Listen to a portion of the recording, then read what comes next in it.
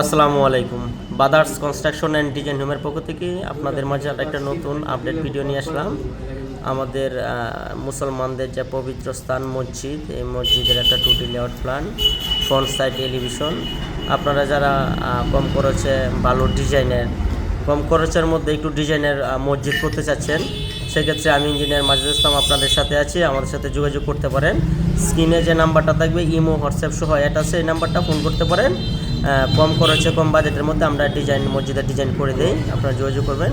এই মসজিদটার হচ্ছে আপনার 36 ফিট 10 ইঞ্চি বাই 29 ফিট আছে আমাদের এই মসজিদের ল্যান্ডটা। এলিভেশনটা দেখেন, ফ্রন্ট সাইডে এন্ট্রি এলিভেশনটা এটা।